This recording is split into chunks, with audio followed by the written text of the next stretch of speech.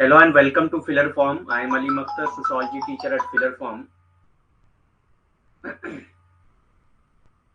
तो अभी हम लोग यूनिट 2 कर रहे हैं जो कि है रिसर्च मेथडोलॉजी। उसी को कंटिन्यू करेंगे। 2 मिनट वेट करते हैं, सारे लोग ज्वाइन कर लें, उसके बाद स्टार्ट करते हैं।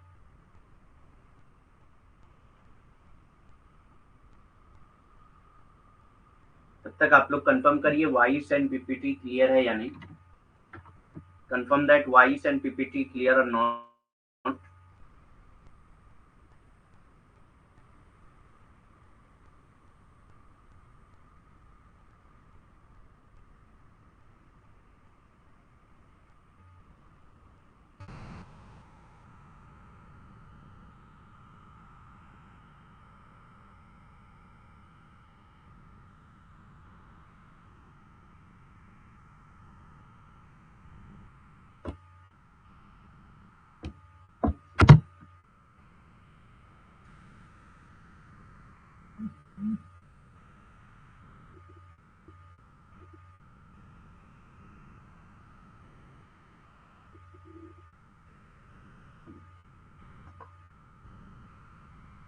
कंफर्म करिए वॉइस एंड पीपीटी क्लियर है या नहीं।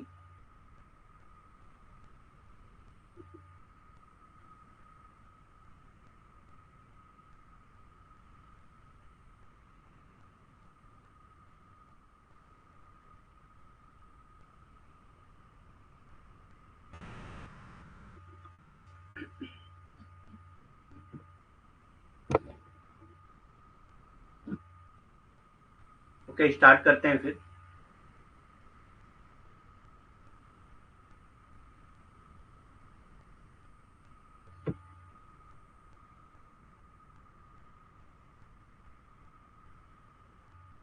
तो जिन्होंने अभी तक फिलर फॉर्म ज्वाइन नहीं किया है उनके लिए अनाउंसमेंट है कि वो अगर फिलर फॉर्म ज्वाइन करना चाहते हैं, फिलर फॉर्म के कोई भी कोर्सेज ज्वाइन करना चाहते हैं, तो मेरा रेफरल कोड है जो कि है अलीम10, जिसको इस्तेमाल करने पे आपको एक्स्ट्रा 10% का डिस्काउंट मिल जाएगा। सो आपके फ्रेंड्स एंड रिलेटिव में जो भी लोग हैं जो अभी तक फिलर फॉर्म ज्वाइन नहीं किए हैं, उनको आप मेरा रेफरल कोड दे सकते हैं, क्योंकि ये रेफरल कोड फिलर फॉर्म के ऑल कोर्सेज पे एप्लीकेबल है। फिलर फॉर्म के ऑल कोर्सेज पे ये रेफरल कोड एप्लीकेबल है। सो आप अपने फ्रेंड्स एंड रिलेटिव में जो भी हैं जो ज्वाइन करना चाहते हैं उनको आप दे सकते हैं। Good afternoon all. ठीक है, स्टार्ट करते हैं।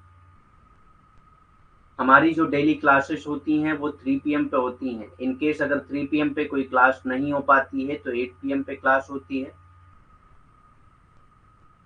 इन केस अगर 3 PM पे कोई क्लास नहीं हो पाती है तो 8 PM पे होती है। ठीक, तो सबसे पहले आता है रिसर्च रिलायबिलिटी। आज की जो सबसे पहली टॉपिक है वो है रिसर्च रिलायबिलिटी, अनुसंधान विश्वसनीयता। अनुसंधान विश्वसनीयता, रिसर्च रिलायबिलिटी। ठीक, अनुसंधान विश्वसनीयता यानी कि research reliability. Research reliability refers to whether a research method can reproduce the same result multiple times. यानी कि बार बार अगर रिसर्च सेम मेथड से किया जाता है तो सेम रिजल्ट आता है, यानी कि वो रिसर्च जो है वो क्या हो जाएगा, रिलायबल हो जाएगा। बार बार टेस्ट किया जा रहा है, सेम रिजल्ट आ रहा है, उसी मेथड का इस्तेमाल करके बार बार टेस्ट किया जा रहा है, सेम रिजल्ट आ रहा है, तो हम कहेंगे कि ये रिसर्च जो है वो क्या है, और रिलायबल है। Research reliability refers to whether research method can reproduce the same result multiple times. यानी कि सेम रिजल्ट अगर कई मल्टीपल टाइम्स में दे रहा है, बार बार वही मेथड यूज कर रहे हैं, बार बार सेम रिजल्ट आ रहा है, तो यानी कि रिसर्च क्या है, और रिलायबल है। अनुसंधान विश्वसनीयता क्या है? अनुसंधान विश्वसनीयता से तात्पर्य है कि क्या अनुसंधान विधियां एक ही परिणाम को कई बार पुनः पेश कर सकती हैं।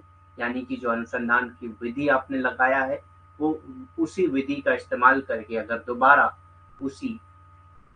दोबारा जो है उसी का इस्तेमाल करके अनुसंधान किया जाए तो सेम परिणाम आता है, तो इसका मतलब ये है कि ये जो है अनुसंधान विश्वसनीय है। ये अनुसंधान विश्वसनीय है। ठीक, if your research method can produce consistent result, then the methods are likely reliable and not influenced by external factor। यानी कि अगर आपका जो मेथड है वो बार बार सेम रिजल्ट दे रहा है, कंसिस्टेंट रिजल्ट यानी कि एक जैसा रिजल्ट हमेशा दे रहा है, तो हम ये मानेंगे कि जो आपने मेथड इस्तेमाल किया है वो रिलायबल है और इसके ऊपर कोई भी एक्सटर्नल फैक्टर का इन्फ्लुएंस नहीं है, इसके ऊपर कोई भी एक्सटर्नल फैक्टर का इन्फ्लुएंस नहीं है। यदि आपकी शोध विधियां सुसंगत परिणाम दे सकती हैं, यानी कि जो भी आपकी शोध विधियां हैं अगर वो सुसंगत परिणाम दे सकती हैं, तो हम ये मानेंगे कि जो आपने विधियों का इस्तेमाल किया है वो संभवतः विश्वसनीय है। तो वो क्या है, संभवतः विश्वसनीय है और बाहरी कारकों से प्रभावित नहीं होती हैं, और वो जो विधियां हैं वो बाहरी कारकों से प्रभावित नहीं होती हैं, इसलिए वो बार बार सेम रिजल्ट यानी कि सुसंगत परिणाम दे रही हैं। ठीक। 4 ways to assess reliable in research, यानी कि 4 तरीके हैं कि किस तरह से रिसर्च में हम रिलायबिलिटी ला सकते हैं। शोध में विश्वसनीयता का आकलन करने का 4 तरीका है, यानी कि कैसे आप देखेंगे कि वो रिसर्च जो है और रिलायबल है या नहीं है।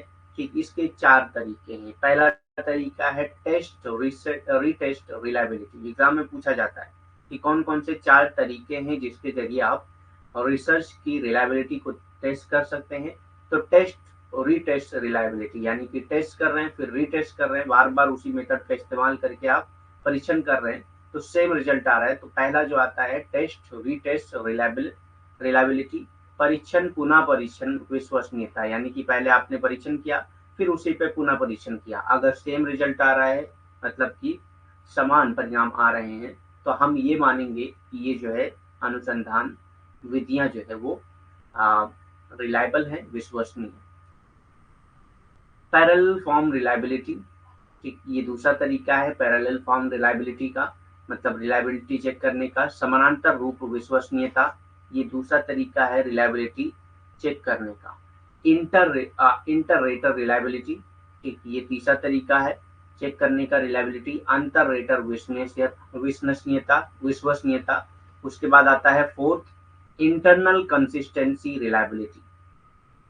स्प्लिट हाफ, यहाँ पे स्प्लिट होगा, ठीक, split half reliability test, inter item reliability test. तो इंटरनल कंसिस्टेंसी रिलायबिलिटी जो है ये स्प्लिट हाफ रिलायबिलिटी भी होती है, split half reliability test, inter item reliability test, ये चारों चीजें, तो चारों में ये तीनों चीजें एक ही हैं।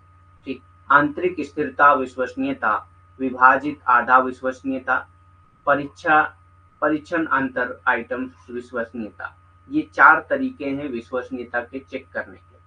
ठीक, उसके बाद नेक्स्ट आता है वैलिडिटी, वैधता। नेक्स्ट क्या आता है, वैलिडिटी यानी कि वैधता। Validity focuses on accuracy of a set of research measures. क्या है, validity focuses on the accuracy of a set of research measures, यानी कि वैधता अनुसंधान उपायों के एक सेट की सटीकता पर केंद्रित होता है। यानी कि वैलिडिटी किस पे डिपेंड करती है कि आपका जो रिसर्च मेथड है उसकी एक्यूरेसी कितनी है, उस पे वैलिडिटी फोकस करता है। एक्यूरेसी कितनी है उस पे वैलिडिटी फोकस करता है।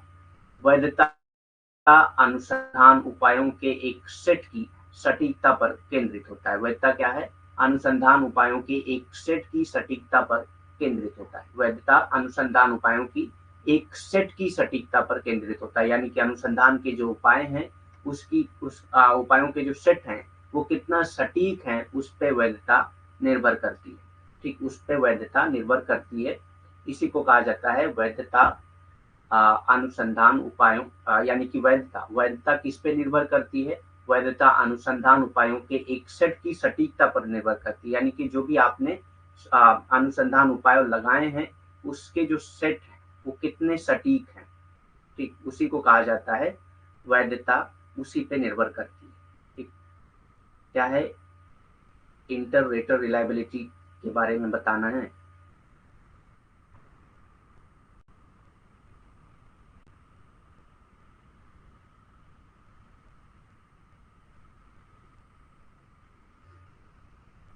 ठीक है, अभी बता रहे हैं, वैलिडिटी पूरी हो जाए।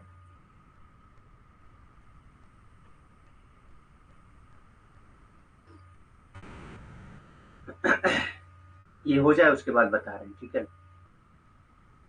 उसके बाद आता है वैलिडिटी के एग्जांपल्स हैं। If you weigh an object multiple time, यानी कि अगर आप किसी भी ऑब्जेक्ट को बार बार वजन कर रहे हैं उसका, ठीक, और सेम रिजल्ट आ रहा है, ठीक, बार बार वजन कर रहे हैं और सेम रिजल्ट आ रहा है। For example, if you weigh an object multiple time and always get the same result, the result are reliable. तो रिजल्ट क्या है? रिलायबल है। अगर आप किसी चीज को बार बार वजन कर रहे हैं, ठीक, जैसे किसी ने आपको कुछ सामान ला के दिया और बोल दिया कि ये 1 kg का है, ठीक, ये क्या है? 1 kg का है। आपको विश्वास नहीं है कि वो आदमी रिलायबल है या नहीं, तो पहले कहीं पे जाके वजन किया, 1 kg आ रहा है रिजल्ट, ठीक, तो थोड़ा सा आपको लगा कि हो सकता है कि जिस मेजरिंग स्केल से, यानी कि वेविंग स्केल जो है, जो इससे आप नाप रहे हैं, जो तराजू है आपका एक तरह से, वो हो सकता है खराब हो, ठीक। फिर आप दूसरे तराजू पे जाके नाप रहे हैं, तब भी 1 kg आ रहा है, बार बार 1 kg आ रहा है, तो आप ये मान लेंगे कि हाँ, ये सामान जो है ये रिलायबल है, हम मान सकते हैं कि ये 1 kg का है। तो अगर किसी चीज को आप बार बार टेस्ट कर रहे हैं और सेम रिजल्ट आ रहा है, तो वो रिलायबल है। इसीलिए यहाँ एग्जाम्पल दिया है कि अगर आप बार बार किसी चीज को वजन कर रहे हैं और सेम रिजल्ट आ रहा है, यानी कि ये रिलायबल है, ठीक। उदाहरण के लिए, यदि आप किसी वस्तु को कई बार तौलते हैं और हमेशा एक ही परिणाम प्राप्त होता है, तो हम ये मानेंगे कि जो परिणाम है वो विश्वसनीय है। जो परिणाम है वो क्या है? विश्वसनीय है। हम विश्वास कर सकते हैं कि ये चीज जो है 1 kg की ही है, ठीक। अब इसमें वैलिडिटी क्या होती है? If you compare the way you measure and find it matches the actual weight of the object as dictated by the manufacturer, this demonstrates that your result are valid. ठीक, तो ये बताता है कि आपका रिजल्ट जो है वो वैलिड है। वैलिड क्या होगा? जैसे आपने कोई सामान खरीदा, वो एक बॉक्स में पैक था। आपने कोई सामान खरीदा, वो एक बॉक्स में पैक था। उस बॉक्स पे लिखा है कि ये सामान जो है 1 kg का है, ठीक। ये सामान जो है 1 kg का है, उस बॉक्स पे लिखा हुआ है, ठीक। अब आपने इसका वजन किया, ठीक, तो किसी और ने आपको बताया था कि ये 1 kg का है, ठीक। आप उसका वजन कर रहे हैं, अगर रिजल्ट 1 kg ही आता है, तो हम मान लेंगे कि ये जो है वैलिड है। तो ये क्या है? वैलिड है, किसी और ने बताया था। रिलायबल और रिलायबिलिटी और वैलिडिटी में यही फर्क है। रिलायबिलिटी में क्या है? आप ही उस सामान को बार बार टेस्ट कर रहे हैं और सेम रिजल्ट आ रहा है। आप ही उस सामान को बार बार वजन कर रहे हैं, सेम रिजल्ट आ रहा है, तो वो रिलायबल है। किसी ने आपको कोई सामान दिया और कह दिया कि ये 1 kg का है, या उस पर लिखा हुआ है कि ये 1 kg का है, फिर आपने उसका टेस्ट किया, 1 kg ही रिजल्ट आ रहा है, तो यानी कि ये रिजल्ट वैलिड है, ठीक। समझ में आ गया क्या होता है? If you compare the way you measure and find it matches the actual weight of the object as dictated by the manufacturer, यानी कि जिसने इसको मैन्युफैक्चर किया है वो डिक्टेट करेगा अपने पॉलीथीन पे या बॉक्स पे कि इसका वजन कितना है। आपने भी उसको मेजर किया और सेम रिजल्ट आ रहा है, तो ये माना जाएगा कि this demonstrate that your result are valid. तो हम ये मानेंगे कि ये रिजल्ट जो है वो वैलिड है। यदि आप अपने द्वारा मापे गए वजन की तुलना करते हैं और पाते हैं कि ये निर्माता द्वारा निर्धारित वस्तु के वास्तविक वजन से मेल खाता है, तो ये दर्शाता है कि आपके परिणाम जो है वो मान्य है। तो ये मान लिया जाएगा कि आपका जो परिणाम है वो मान्य है, क्योंकि जो निर्माता ने जो दर्शाया था वही आपका भी रिजल्ट आ रहा है, यानी कि आपका परिणाम मान्य होगा, ठीक। अब इंटर रेटर रिलायबिलिटी कह रहे हैं क्या होता है, ठीक। एक क्वेश्चन आया है कि इंटर रेटर रिलायबिलिटी क्या होता है। इंटर रेटर रिलायबिलिटी क्या होता है? तो इंटर रेटर रिलायबिलिटी कहते हैं कि एक से ज्यादा अगर एग्जामिनर हैं, ठीक, एक से ज्यादा अगर एग्जामिनर हैं, सपोज करिए कि 2 लोग हैं, एक्स ने भी जो है किसी चीज का वजन किया और बोला कि ये 1 kg है। एक्स ने किसी चीज का वजन किया, तो उन्होंने भी कहा कि ये 1 kg है। वाई ने किसी चीज का वजन किया, उसने भी कहा कि ये 1 kg है। जेड ने किसी चीज का वजन किया, उसने भी कहा कि ये 1 kg है।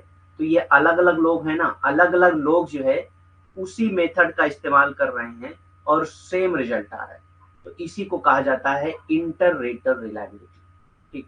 अलग अलग लोग जो हैं और सेम रिजल्ट आ रहा है, तो उसी को कहेंगे इंटर रेटर रिलायबिलिटी। यानी कि जो रेट करने वाले हैं वो अलग अलग लोग हैं। जैसे आप अगर कोई सामान खरीदते हैं ऑनलाइन जाकर, तो आप उसमें देखते हैं कि जो रिव्यूज आए हैं वो किन के आए हैं। ठीक, रिव्यूज जो आए हैं वो कैसे आए हैं। तो अगर बहुत से लोगों ने रेट किया होगा 4.5, ठीक, आउट ऑफ 5 में 4.5 उस सामान को रेट किया होगा, अगर बहुत सारे लोगों ने किया होगा, तो आप ये मान लेंगे कि हाँ ये चीज जो है 4.5 रेटिंग के लायक है, यानी कि ये रिलायबल है। ठीक, तो अलग अलग लोगों ने रेट कर किया है, तब आप जाके और सेम रिजल्ट आ रहा है, अलग अलग लोगों ने रेट किया है, सेम रिजल्ट को रेट किया है, तो इसको इंटर रेटर रिलायबिलिटी कहा जाता है। ठीक, नेक्स्ट आता है पॉजिटिविज्म, सकारात्मकता। ये एक अप्रोच है, अप्रोच ऑफ रिसर्च है, सकारात्मकता या पॉजिटिविज्म। ठीक, अब इसमें देखते हैं कि क्या है इसमें। So positivism is a paradigm that relies on measurement and reason. तो ये एक ऐसा पैराडिगम है जो मेजरमेंट और रीजन पे रिलाइज होता है, यानी कि ज्यादातर ये इसका फोकस होता है मेजरमेंट पे या रीजन पे। ठीक, positivism is a paradigm that relies on measurement and reason, that knowledge is revealed from a neutral and measurable quantifiable observation of activity, action और रिएक्शन। तो पॉजिटिविज्म ये मानता है कि नॉलेज कहाँ से मिलती है, न्यूट्रल मेजरेबल, यानी कि नॉलेज जो है मेजरेबल है, आप उसको नाप सकते हैं, क्वांटिफिएबल है, यानी कि क्वांटिटी में आप उसको नाप सकते हैं। ये कहते हैं कि नॉलेज जो है, नॉलेज को आप क्वांटिटी में नाप सकते हैं, ये क्वांटिफिएबल है। Observation of activity, action, reaction, ये सारी चीजें जो है क्वांटिफिएबल। ठीक, सकारात्मकता क्या है? सकारात्मकता एक प्रतिमान है जो माप और कारण पर निर्भर होता है। ये यानी कि हर चीज के कारण पर निर्भर होता है, माप और कारण पर निर्भर होता है। ठीक, ज्ञान गतिविधि, क्रिया या प्रक्रिया के तटस्थ और मापनीय मात्रात्मक अवलोकन से प्रकट होता है। और ये मानते हैं कि ज्ञान कहाँ से प्रकट होता है? ज्ञान जो है गतिविधियों से, ज्ञान क्रिया से, ज्ञान प्रतिक्रिया प्रतिक्रिया के तटस्थ और मापनीय यानी कि मात्रात्मक अवलोकन से प्रकट होता है। तो ये मानते हैं कि ऑब्जर्वेशन, ऐसे ऑब्जर्वेशन जो क्वांटिफिएबल हो, जिनको नापा जा सकता हो, जिनको मेजर किया जा सकता हो, वहीं से हमें नॉलेज मिलती है। पॉजिटिविज्म ज्यादातर साइंटिफिक होते हैं, साइंटिफिक चीजों पे फोकस करते हैं। ठीक, हाँ वही, इसमें ज्यादातर साइंटिफिक लॉज लगते हैं। तो साइंटिफिक लॉज क्या होते हैं? वहां पे ज्यादातर रीजन पे फोकस किया जाता है, मेजरमेंट पे फोकस किया जाता है। इसी तरह पॉजिटिविज्म में, सोशल साइंस में भी पॉजिटिविज्म जो है रीजन और मेजरमेंट पे ज्यादातर फोकस करता है, सकारात्मकता। ठीक, positivism states that if something is not measurable in this way it can not be known for certain. यानी कि अगर कोई मेजरेबल नहीं है, किसी के पीछे कोई रीजन नहीं है, कोई मेजरेबल चीज नहीं है, तो हम उसको नॉलेज नहीं कह सकते, उसको आप नहीं जान सकते। ठीक, अगर कोई चीज मेजरेबल नहीं है तो आप उसको नहीं जान सकते, क्वांटिफिएबल नहीं है तो आप उसको नहीं जान सकते। सकारात्मकता कहता है कि यदि कोई चीज इस तरह से मापने योग्य नहीं है तो हम उसे निश्चित रूप से नहीं जान सकते। ठीक, तो निश्चित रूप से उसे नहीं जाना जा सकता है अगर कोई चीज मापने योग्य नहीं है। यानी कि ज्यादातर अगर किसी चीज के पीछे कोई रीजन नहीं है, कोई साइंटिफिक लॉ नहीं है, तो वो चीज जो है जानना मुश्किल है, वो चीज नहीं जाना जा सकता है। ठीक, ये पॉजिटिविज्म बिलीव करता है। Scientific knowledge is derived from the accumulation of data obtained theory free and value free from observation। ठीक, तो साइंटिफिक नॉलेज कहाँ से आती है? Is drive from accumulation of data, data के एक्यूमुलेशन के जरिए, जो कहाँ से होती है? Obtain theory free and value free from observation, observation से जो थ्योरी फ्री होते हैं और वैल्यू फ्री होते हैं। इसी में कोई, इसमें किसी की वैल्यू कुछ नहीं होती है, क्योंकि एक लॉज के जरिए ये गवर्न करते हैं। तो ये वैल्यू फ्री होते हैं, थ्योरी फ्री होते हैं। ठीक, वैज्ञानिक ज्ञान अवलोकन से सिद्धांत मुक्त और मूल मुक्त प्राप्त आंकड़ों के संचय से प्राप्त होता है। तो वैज्ञानिक ज्ञान कहाँ से प्राप्त होता है? अवलोकन से, सिद्धांत मुक्त और मूल मुक्त प्राप्त आंकड़ों के संचय से प्राप्त होता है। ठीक, तो यहाँ से साइंटिफिक नॉलेज आपको मिलती है, ये पॉजिटिविज्म बिलीव करता है। तो पॉजिटिविज्म आपको ये याद रखना है कि ये गवर्न होता है साइंटिफिक लॉज की तरह। This suggests that anything that cannot be can be observed and thus in some way measured, that is quantified, is of little or no importance। ठीक, इससे पता चलता है कि कोई भी चीज जिसे देखा नहीं जा सकता है और इस प्रकार किसी तरह से मापा जा सकता है, जिसे परिमाणित किया जाता है, उसका बहुत कम या कोई महत्व नहीं। यानी कि जो चीज मेजरेबल नहीं है, जिस चीज के पीछे कोई रीजन नहीं है, जिसको हम क्वांटिफाई नहीं कर सकते, जिसको हम ऑब्जर्व नहीं कर सकते, उसकी कोई भी इम्पोर्टेंस नहीं है पॉजिटिविज्म में। ठीक, यानी कि पॉजिटिविज्म सकारात्मकता ये मानता है कि अगर कोई चीज अवलोकन योग्य नहीं है, किसी चीज को मापा नहीं जा सकता है, तो उसका महत्व कुछ भी नहीं है, तो उसका महत्व कुछ भी नहीं। ठीक, positivism is closely associated with quantitative method of data collection. इसीलिए कहा जाता है कि पॉजिटिविज्म जो है वो ज्यादातर quantitative method of data collection से एसोसिएटेड होता है, इसमें क्वालिटेटिव मेथड्स नहीं इन्वॉल्व होते हैं। ठीक, positivism is closely associated with quantitative method of data collection, क्योंकि ये खुद कह रहा है कि कोई भी चीज जिसको जो क्वांटिफिएबल हो उसी को हम जान सकते हैं, तो इसीलिए ये क्वांटिटेटिव मेथड का इस्तेमाल करता है। सकारात्मकता डेटा संग्रह के मात्रात्मक तरीकों से निकटता से जुड़ा हुआ है, क्योंकि ये खुद मानता है कि कोई भी चीज अगर मात्रात्मक योग्य नहीं है तो उसको नहीं जाना जा सकता है। इसीलिए ये कहा जाता है कि सकारात्मकता जो है वो डेटा संग्रह के मात्रात्मक तरीकों से निकटता से जुड़ा हुआ है। ठीक, नेक्स्ट आता है इंटरप्रिटिविज्म। इंटरप्रिटिविज्म यानी कि व्याख्यावाद। इंटरप्रिटिविज्म यानी कि व्याख्यावाद। Interpretivism is based on the assumptions that reality is subjective, multiple and socially constructed। Interpretivism ये मानते हैं कि रियलिटी जो है वो क्या है, सब्जेक्टिव है। सब्जेक्टिव यानी कि आपका अपनी वैल्यूज उसमें जुड़ी हुई होती है, ये वैल्यू फ्री नहीं होता है। ठीक, इंटरप्रेटिविस्ट ये मानते हैं कि रियलिटी जो है ये आपको मतलब एक तरह से कह सकते हैं कि पॉजिटिविज्म का उल्टा है, क्योंकि पॉजिटिविज्म यह मानता है कि जो रियलिटी है वो वैल्यू फ्री है, थ्योरी फ्री है, लेकिन ये कहते हैं कि रियलिटी जो है वो सब्जेक्टिव है, मल्टीपल है, और रियलिटी कई हो सकती है, एक रियलिटी नहीं हो सकती है, एंड सोशली कंस्ट्रक्टेड होती है, और रियलिटी जो है उसको समाज खुद कंस्ट्रक्ट करता है। ठीक, व्याख्यावाद का क्या मानना है? व्याख्यावाद इस धारणा पर आधारित है कि वास्तविकता व्यक्तिपरक है, यानी कि वास्तविकता क्या है, व्यक्तिपरक है, जो पॉजिटिविज्म यानी कि सकारात्मकता के एकदम से उल्टा है। ठीक, क्योंकि वो मूल मुक्त होता है।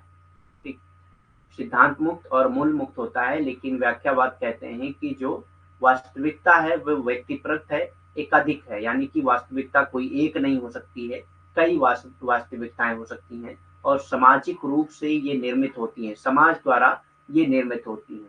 ठीक, वास्तविकता समाज द्वारा निर्मित होती है। That is to say we can only understand someone's reality through their experience of that reality. यानी कि हम किसी भी चीज की किसी की भी रियलिटी को कैसे समझ सकते हैं, उसके एक्सपीरियंस के जरिए। ठीक, किसी भी रियलिटी को उसके एक्सपीरियंस के जरिए समझ सकते हैं, which may be different from another person shaped by the individual's historical or social perspective। ठीक, यानी कि जिसने उसको जैसा एक्सपीरियंस किया है उसको उसी के उसमें हम उसकी रियलिटी समझ सकते हैं। दूसरे लोग जो उसको एक्सपीरियंस कर रहे हैं वो हो सकता है उसका पर्सपेक्टिव या हिस्टोरिकल बैकग्राउंड की वजह से, हिस्टोरिकल और सोशल पर्सपेक्टिव की वजह से वो हो सकता है कि उसकी मीनिंग अलग निकाल रहा। ठीक, which may be different from another person shaped by the individual's historical and social perspective। कहने का तात्पर्य यह है कि हम किसी की वास्तविकता को केवल उस वास्तविकता के अनुभव के माध्यम से ही समझ सकते हैं। यानी कि किसी भी व्यक्ति की अगर वास्तविकता को समझना है तो उस वास्तविकता के अनुभव के माध्यम से हम समझ सकते हैं, जो व्यक्ति के ऐतिहासिक या सामाजिक परिवेश से आकार किसी अन्य व्यक्ति से भिन्न हो सकती है। ठीक, क्योंकि वो व्यक्ति जो एक्सपीरियंस कर रहा है वो व्यक्ति जो अनुभव कर रहा है, हो सकता है कि दूसरा व्यक्ति चीज को अनुभव करे तो उसके ऐतिहासिक या सामाजिक परिप्रेक्ष्य की वजह से वो अलग, उसका मतलब अलग हो, उसकी अकॉर्डिंग वास्तविकता कुछ और आ सकती है। ठीक, यानी कि सबकी वास्तविकता अलग अलग हो सकती है। ठीक, interpretive approaches rely on questioning and observation. ये ज्यादातर किस पे रिलाई होते हैं? क्वेश्चनिंग और ऑब्जर्वेशन पे डिपेंड होते हैं। इन ऑर्डर टू डिस्कवर और generate a rich and deep understanding, कोई भी रिच और डीप अंडरस्टैंडिंग के लिए ये ज्यादातर क्वेश्चनिंग और ऑब्जर्वेशन पे फोकस करते हैं of the phenomena being investigated, यानी कि जिस फेनोमेना के बारे में ये इन्वेस्टिगेट कर रहे हैं उसकी बहुत डीप अंडरस्टैंडिंग के लिए, बहुत रिच अंडरस्टैंडिंग के लिए ये ज्यादातर क्वेश्चनिंग करते हैं या ऑब्जर्वेशन करते हैं। व्याख्यात्मक दृष्टिकोण जांच की जा रही घटना की समृद्ध और गहरी समझ को खोजने या उत्पन्न करने के लिए पूछताछ और अवलोकन पर निर्भर होता है।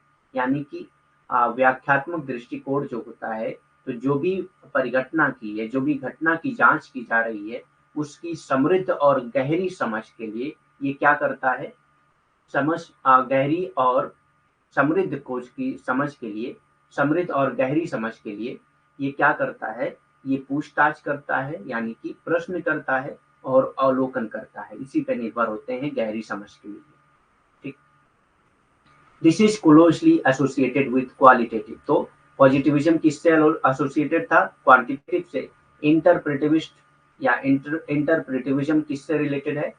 किससे एसोसिएटेड है? Qualitative method of data collection से एसोसिएटेड है। This is closely associated with qualitative method of data collection. ये डेटा संग्रह के गुणात्मक तरीकों से निकटता से जुड़ा हुआ है। ये डेटा संग्रह से के गुणात्मक तरीकों से निकटता से जुड़ा हुआ है। ठीक, नेक्स्ट आता है स्ट्रक्चरलिज्म, यानी कि संरचनावाद। स्ट्रक्चरलिज्म यानी कि संरचनावाद। ठीक, अब ये क्या होता है स्ट्रक्चरलिज्म या संरचनावाद?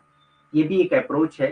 ठीक, structuralism is a theoretical approach. ये क्या है? एक थ्योरेटिकल अप्रोच है that identifies patterns in social arrangement, यानी कि एक कोई भी सोशल अरेंजमेंट है, कोई भी सोसाइटी है, उसमें सारे इंस्टीट्यूशंस अरेंज हैं, एक सोशल अरेंजमेंट बना हुआ है, उसके पैटर्न्स क्या हैं उसको समझने की कोशिश करता है स्ट्रक्चरलिज्म। मोस्टली नोटेबली लैंग्वेज, ज्यादातर ये किस पे फोकस करते हैं? लैंग्वेज पे फोकस करते हैं। ठीक, ठीक, लैंग्वेज पे ज्यादातर ये फोकस करते हैं। तो structuralism is a theoretical approach that identifies pattern in social arrangement, mostly notably language.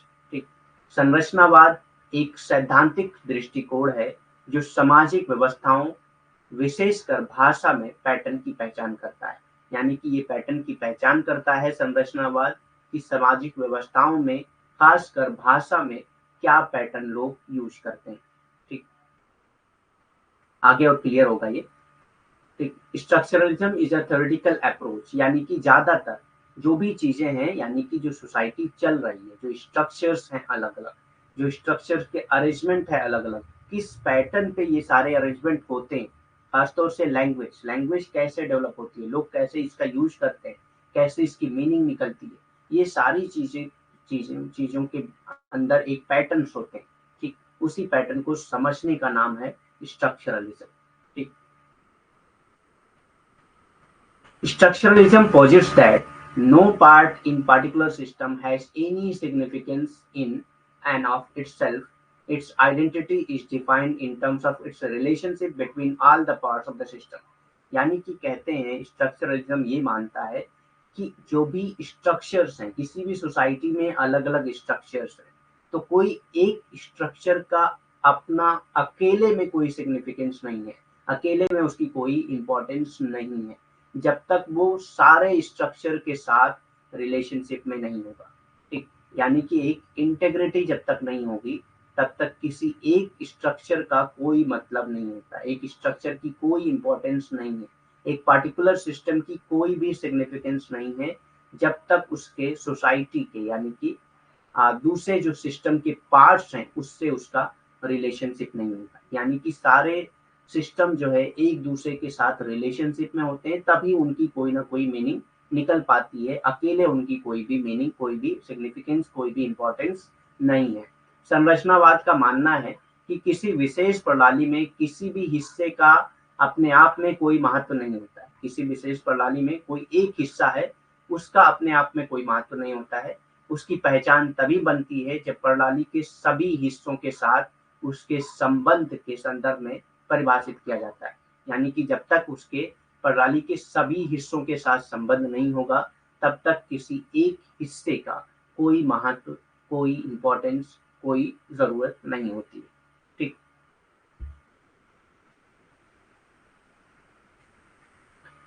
Next आता है post structuralism. Post structuralism expresses the belief that individual meaning and values are taken from their milieu and the common meaning of a group of individuals, so that their reality is contextualized and socially constructed and mediated by language and discourse। तो post structuralism का क्या मानना है? ठीक। Structuralism के बाद आता है पोस्ट स्ट्रक्चरलिज्म। इनका क्या मानना है? Post structuralism expresses the belief, यानी कि ये इस बिलीफ पे फोकस करता है, इस बिलीफ को मानता है कि that individual meaning and values, individual की जो मीनिंग है किसी भी चीज को समझने की, और वैल्यूज जो है वो कहाँ से ली जाती हैं? आर टेकन फ्रॉम देयर मिलियो एंड कॉमन मीनिंग। एक कॉमन मीनिंग से लिया जाता है। कोई भी वर्ड की जो है, कोई भी वर्ड्स आप समाज में देखेंगे, उसकी मीनिंग वहाँ के लोग हर कोई समझता है, एक कॉमन मीनिंग होती है उस वर्ड्स की। ठीक। हो सकता है कि दूसरे सोसाइटी में या दूसरे सिस्टम में जाके आप उसकी मीनिंग नहीं समझ पाए। ठीक। वहाँ के लोग उसकी मीनिंग ना समझ पाए। एक कॉमन मीनिंग होती है हर चीज की, लैंग्वेज में जो है हर चीज की एक कॉमन मीनिंग होती है। जैसे कि हम लोग यहाँ पे हिंदी में बात कर रहे हैं, तो हम एक एक बात की एक कॉमन मीनिंग है, सब लोग समझ रहे हैं कि इसका क्या मतलब है, जो मैं बोल रहा हूँ उसका क्या मतलब है, ये सब समझ रहे हैं, क्योंकि ये लैंग्वेज ही डेवलप हुई है एक कॉमन मीनिंग के बेस पे। यही लैंग्वेज अगर किसी नॉन हिंदी स्पीकिंग पीपल के पास देख बोला जाए तो वो नहीं समझ पाएगा। क्यों नहीं समझ पाएगा? क्योंकि उसकी कॉमन मीनिंग अलग है, किसी और लैंग्वेज से जुड़ी हुई है, हमारी कॉमन मीनिंग अलग है, किसी और लैंग्वेज से जुड़ी हुई है। तो पोस्ट स्ट्रक्चरलिज्म का यही मानना है कि इंडिविजुअल की जो अपनी मीनिंग्स होती हैं या इंडिविजुअल की जो वैल्यूज होती हैं, एक कॉमन मीनिंग, कॉमन वैल्यूज से जुड़ी हुई होती है of a group of individual, so that their reality is contextualized, ताकि उनकी जो रियलिटी है वो कॉन्टेक्चुअलाइज हो जाए और सोशली कंस्ट्रक्टेड हो। यानी कि किसी भी इंडिविजुअल की जो रियलिटी है वो सोशली कंस्ट्रक्टेड होती है, समाज इसको बनाता है, वो इंडिविजुअल खुद नहीं बनाता है। And mediated by language and discourse, और इसको किसके जरिए मीडिएट किया जाता है? लैंग्वेज और डिस्कोर्स के जरिए मीडिएट किया जाता है। ठीक। उत्तर संरचनावाद का क्या मानना है? उत्तर संरचनावाद इस विश्वास को व्यक्त करता है कि व्यक्तिगत अर्थ और मूल उनके परिवेश और व्यक्तियों के समूह के समान अर्थों के लिए जाते हैं। यानी कि उत्तर संरचनावाद का ये इस विश्वास होता है कि कोई भी व्यक्तिगत अर्थ जो है या मूल्य है, किसी भी व्यक्ति का अर्थ या मूल्य जो है उसके परिवेश और व्यक्तियों के समूह के समान अर्थों से लिए जाते हैं। यानी कि जो उसने कुछ बात की है, उसका कोई एक्शन होगा, उसकी कोई क्रिया होगी या उसके कुछ मूल्य होंगे, वो कहाँ से लिए जाते हैं? वो समान अर्थों से ही लिए जाते हैं, ताकि उनकी वास्तविकता प्रासंगिक हो, यानी ताकि उसकी वास्तविकता जो है वो प्रासंगिक हो और सामाजिक रूप से निर्मित हो। यानी कि इस व्यक्ति की जो व्यक्तिगत वास्तविकता है वो सामाजिक रूप से निर्मित होती है और भाषा और प्रवचन द्वारा मध्यस्थ की जाती है, और उसकी जो वास्तविकता है वो भाषा और प्रवचन द्वारा मध्यस्थ की जाती है। ये उत्तर संरचनावाद का मानना है। नेक्स्ट आता है मॉडर्निज्म, यानी कि आधुनिकतावाद। आधुनिकतावाद क्या मानते हैं या मॉडर्निज्म क्या मानते हैं? Modernism is the paradigm of all true knowledge. क्या है ये? एक ऐसा पैराडिगम है, ऑल ट्रू नॉलेज का पैराडिगम है। It is based on logic. ये किस पे बेस्ड होता है? लॉजिक के बेस पे होता है। मॉडर्निज्म जो है वो लॉजिक के बेस पे होता है। Master narrative and meta narrative are accepted for research purposes. यहाँ पे मास्टर नरेटिव, मेटा नरेटिव्स, यानी कि जो सारी थ्योरीज वगैरह होती हैं वो सारी चीजें इसमें रिसर्च पर्पस के लिए एक्सेप्ट की जाती हैं आधुनिकतावाद में। आधुनिकतावाद क्या है? आधुनिकतावाद सभी सच्चे ज्ञान का प्रतिमान है। ये तर्क पर आधारित होता है। अनुसंधान उद्देश्यों के लिए मास्टर कथा या मेटा कथा स्वीकार किए जाते हैं। यानी कि जो भी क्या कहते हैं थ्योरीज को, जो भी अनुसंधान ये आधुनिकतावाद सभी सच्चे ज्ञान का प्रतिमान होता है और ये एक तर्क पर आधारित होता है कि जो भी अनुसंधान उद्देश्यों के लिए मास्टर कथा है या मेटा कथा है उसको स्वीकार किया जाता है। अनुसंधान के उद्देश्यों के लिए मास्टर कथा और मेटा कथा को स्वीकार किया जाता है। यानी कि जो भी दृष्टिकोण होते हैं उसको स्वीकार किया जाता है। जो भी दृष्टिकोण होते हैं उसी को स्वीकार किया जाता है। Modernism favours structures, hierarchy, order and centralised control. कि मॉडर्निज्म किसको फेवर करता है? स्ट्रक्चर को फेवर करता है, हायरार्की को फेवर करता है, ऑर्डर एंड सेंट्रलाइज्ड कंट्रोल को भी ये सपोर्ट करता है, फेवर करता है। आधुनिकतावाद संरचना, पदानुक्रम, व्यवस्था और केंद्रीकृत नियंत्रण पर पक्षधर है। यानी कि इसी का पक्षधर है, उसी को मानता है, ठीक, उसी का सपोर्ट करता है। पोस्ट मॉडर्निज्म, जबकि पोस्ट मॉडर्निज्म क्या है? Values the subjective and multiple opinion. तो ये जो है सब्जेक्टिव और मल्टीपल ओपिनियन, ये मॉडर्निज्म के अपोजिट्स है, ठीक, क्योंकि ये सब्जेक्टिव और मल्टीपल ओपिनियन को वैल्यू देता है, ठीक, of individual and communities rather than pre determined rules and action. Modernism जो है वो ज्यादातर pre determined rules and action, क्योंकि ये स्ट्रक्चर पे ज्यादातर स्ट्रक्चर को फेवर करता है, हायरार्की को फेवर करता है, ऑर्डर को फेवर करता है, सेंट्रलाइज्ड कंट्रोल को फेवर करता है, जबकि पोस्ट मॉडर्निज्म इंडिविजुअल को फेवर करता है, ठीक, ये pre determined rules and action को फेवर नहीं करता है, ठीक।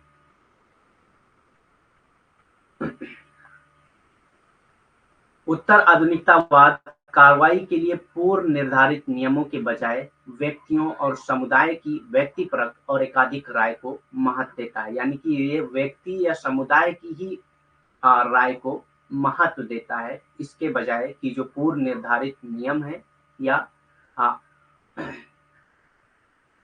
पूर्व निर्धारित नियमों के बजाय ये व्यक्ति के या समाज के, समुदाय के व्यक्तिपरक और एकाधिक राय को ज्यादातर महत्व देता है, पूर्व निर्धारित नियमों को महत्व नहीं देता है। इसमें किस तरह के क्वेश्चन आते हैं? इसमें क्वेश्चन जो आते हैं, जैसे आपको यहाँ पे पोस्ट मॉडर्निज्म में एक क्वेश्चन है कि ये जो है किस पे बेस्ड होता है, तो ये मास्टर नैरेटिव या मेटा नैरेटिव पे बेस्ड होता है। ये किस पे आधारित होता है, तो ये मास्टर कथा या मेटा कथा पे आधारित होता है। ये किसको फेवर करता है, तो ये स्ट्रक्चर को फेवर करता है, हायरार्की को फेवर करता है, ऑर्डर को फेवर करता है और सेंट्रलाइज्ड कंट्रोल को फेवर करता है। तो इस तरह की कोई भी क्वेश्चन आ सकते हैं इसमें से। पोस्ट मॉडर्निज्म क्या किस चीज को ज्यादा वैल्यू देता है, तो ये सब्जेक्टिव चीजों को ज्यादा वैल्यू देता है, इंडिविजुअल को ज्यादा वैल्यू देता है pre determined rules and action के बजाय, ठीक। यानी कि पूर्व निर्धारित नियमों के बजाय ये व्यक्ति या समुदाय के व्यक्तिपरक या एकाधिक राय को ज्यादातर महत्व देता है, ठीक। तो इस तरह के क्वेश्चन इसमें पूछे जाते हैं। Postmodernism assigns values to multiple meaning rather than single authoritative voice of the expert research. यानी कि कहते हैं कि किसी भी चीज की कई मीनिंग हो सकती है, जबकि जो है मॉडर्निज्म जो है उसको एक एक्सपर्ट रिसर्च की मीनिंग को ही मानता है, जबकि पोस्ट मॉडर्निज्म ये मानते हैं कि किसी भी चीज की कई मीनिंग हो सकती है, ठीक। It assigns values to multiple meanings rather than single authoritative voice of expert research, ठीक। ये यानी कि उत्तर आधुनिकतावाद विशेष शोधकर्ता के लिए एकल आधिकारिक आवाज के बजाय कई अर्थों को महत्व देता है। यानी कि जो रिसर्चर ने कह दिया कि इसकी मीनिंग क्या है, आपने वही मान लिया। तो जो उत्तर आधुनिकतावाद है वो शोधकर्ता की जो अपनी एकल आधिकारिक आवाज है उसके बजाय ये मानता है कि शोधकर्ता ने जो बताया कि वो भी मीनिंग हो सकती है, लेकिन इसके और भी कई अर्थ हो सकते हैं और भी कई मीनिंग हो सकती है। Post modernism rejects the emphasis on rational discovery through the scientific method, ठीक। तो पोस्ट मॉडर्निज्म क्या रिजेक्ट करते हैं? Emphasis on rational discovery through scientific method, यानी कि साइंटिफिक मेथड के जरिए रेशनल डिस्कवरीज नहीं हो सकती हैं, ये पोस्ट मॉडर्निज्म मानता है, ठीक। उत्तर आधुनिकतावाद और वैज्ञानिक पद्धति के माध्यम से तर्क संगत खोज पर जोर को खारिज करता है। यानी कि उत्तर आधुनिकतावाद ये मानता है कि वैज्ञानिक पद्धति के माध्यम से आप तर्क संगत खोज नहीं कर सकते हैं। ठीक, आप जो है साइंटिफिक मेथड के जरिए रेशनल डिस्कवरी नहीं कर सकते हैं। ये भी एक क्वेश्चन है। ठीक, कि किसने माना है, किसने रिजेक्ट किया है emphasis on rational discovery through the scientific method? So it is post modernism. उत्तर आधुनिकतावाद ही ये मानते हैं कि वैज्ञानिक पद्धति के माध्यम से तर्क संगत खोज नहीं हो सकती है। Generally post modernism accept the basic ontological assumption। तो ये बेसिक ऑन्टोलॉजिकल assumption को एक्सेप्ट करता है of relativism and claim that there is no objective और final truth as all truth. ये कहते हैं कि किसी भी चीज को आप फाइनल ट्रूथ नहीं मान सकते, उसमें और भी मीनिंग ऐड होती जाएंगी और नए नए ट्रूथ आते जाएंगे। मल्टीपल ट्रूथ पे ये फोकस करता है, कोई एक ट्रूथ पे फोकस नहीं करता है। is a socially constructed unity. All truth is a socially constructed unity.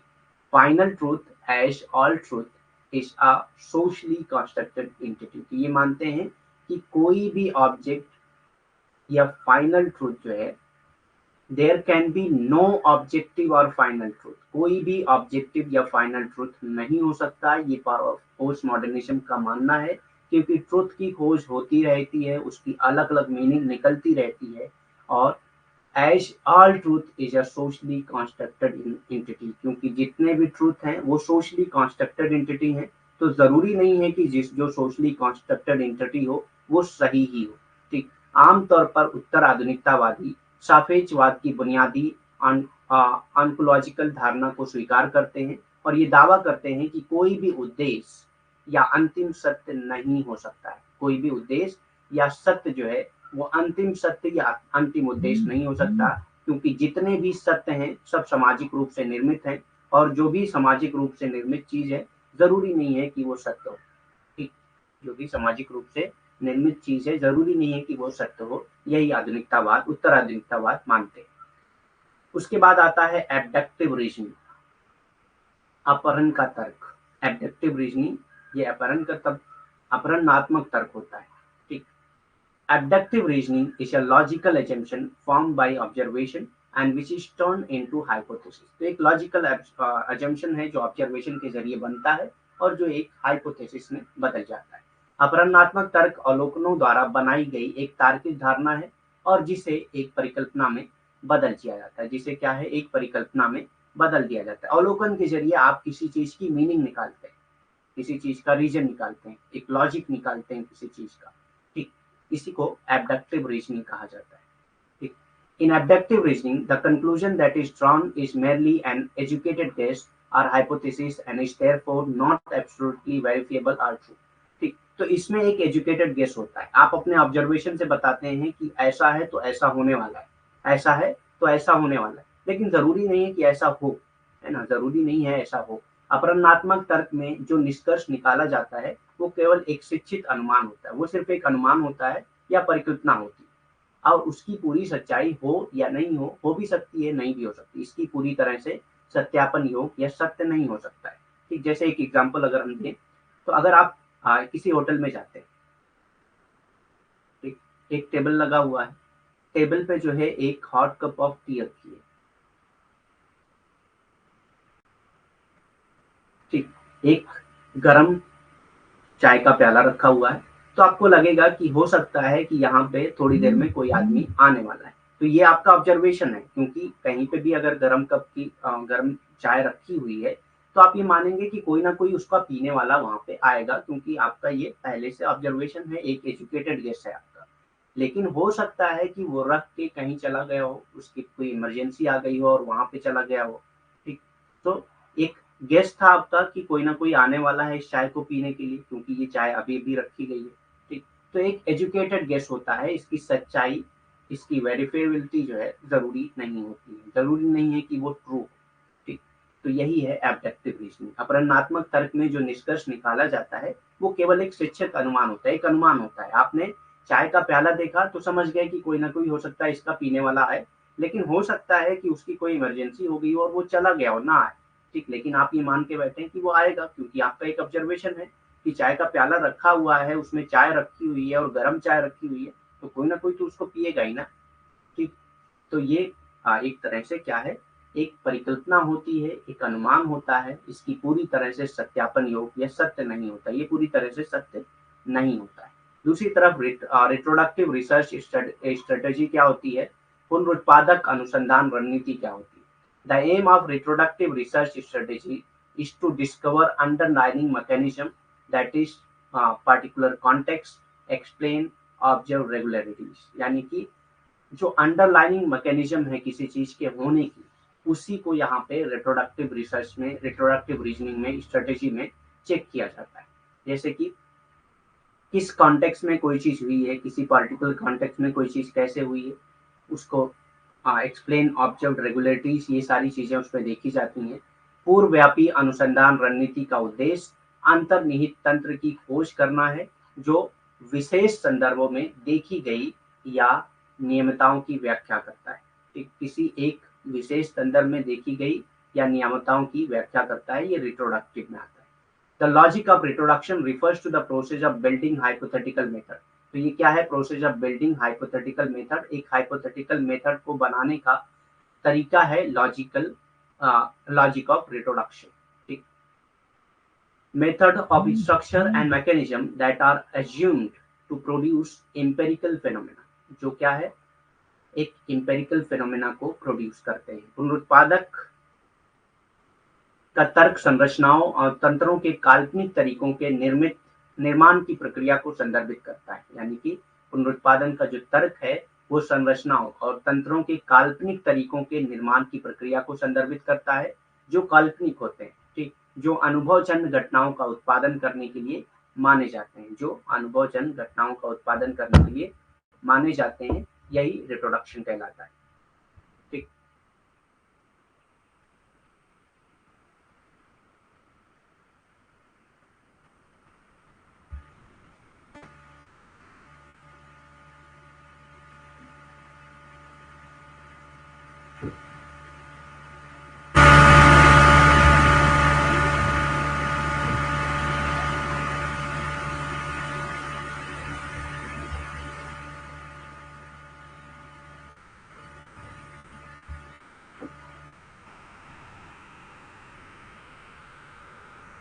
Means आप इसमें पैटर्न्स चेक करते हैं, बहुत सारी चीजें चेक करते हैं। जैसे कि अगर एक बिल्डिंग में कोई मर्डर हुआ, अब उस बिल्डिंग में कौन लोग मौजूद थे, मान लिया कोई एक आदमी था और दूसरे आदमी का मर्डर हुआ, तो आप एक ऑब्जर्वेशन के जरिए आप एक अनुमान लगा लेते हैं यहाँ पे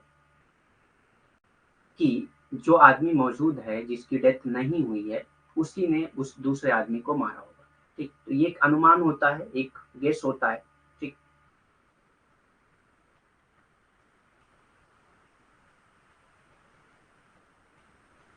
जिसको बाद में टेस्ट किया जा सकता है, जिसको बाद में क्या है, टेस्ट किया जा सकता है।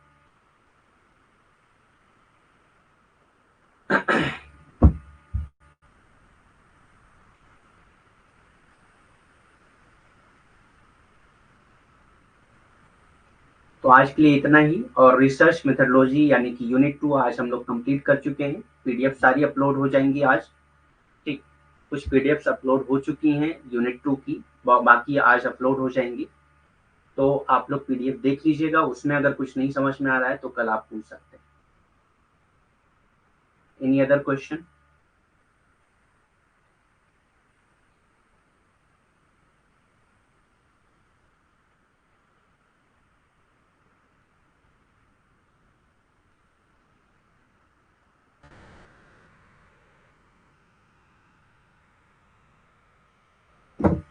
ठीक है, फिर लीव करते हैं class. Thank you very much, have a nice day.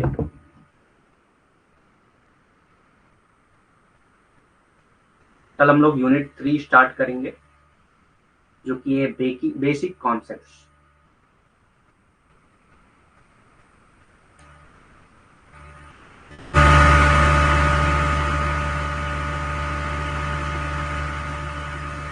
Okay, ठीक है, कर लेंगे 5 क्वेश्चन।